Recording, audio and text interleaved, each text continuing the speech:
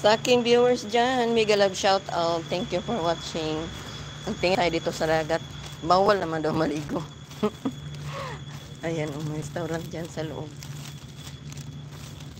Bawal maligo pero pinag-dive ko yung alaga ko kanina doon.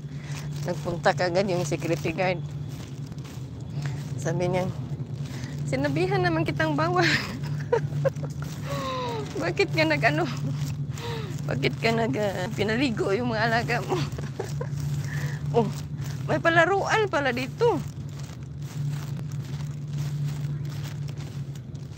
May hadika pala, oh. Brother, is still open?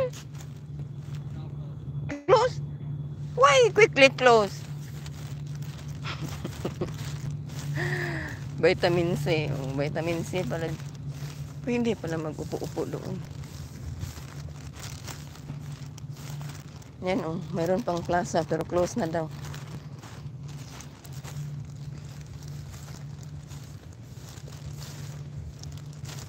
Pwede namang maupo siguro dyan. Kahit hindi maliligo. Ano ba yan si brother, ay? Maagang magkuklose.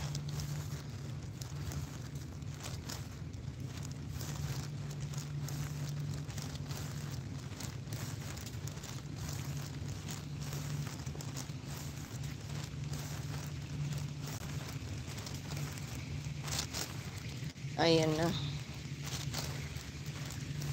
Ano ba yung headset natin? Nag-on, nag-off.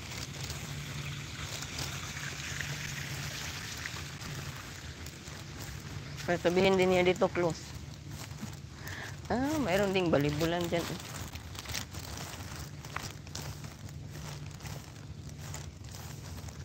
Saan kaya yung panganay kong alaga?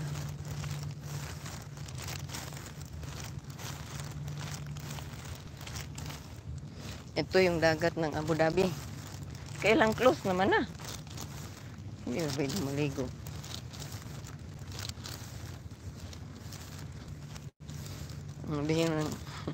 Sabihin ng guard, ito talagang Pilipinang pasaway talaga ito. Hindi naman ako tatalon, brother. Ay, maglakad-lakad lang naman ako.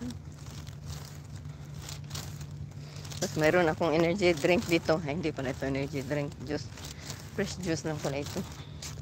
Ay, yogurt lang pala ito. Mas maupo tayo dito. Ay, hindi naman yung sinabing bawal maupo. Yan. Yan ang view ng Abu Dhabi. May dagat. Ano ba yung dagat na hindi naman maklaro? Kahit lagyan siguro ng flash.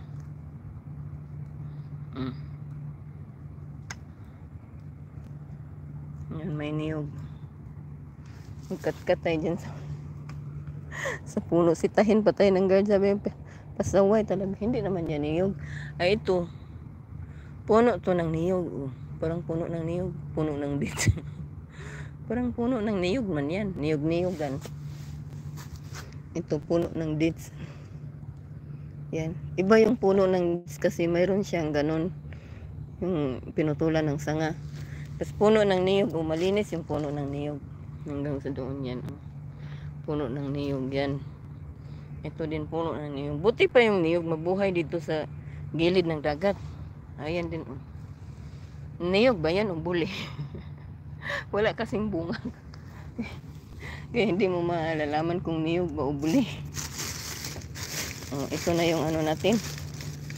Tinikbas natin sa amo ko. Yung Greek yogurt. 27 gram protein. Okay lang ba mag-inom tayo ng protein paggabi? I-shake natin. Yan. Ganyan talaga ang driver pag nagbili, may tikbas sa amo. Teknik ng mga matatalinong tao. Ganun lang yun. Sabi naman ni madam, okay, no problem. Diba? Sana ba yung ilaw kanina? Bakit maliwanag? Ngayon dumilim na. Paano ba yan magpaliwanag ulit? Off.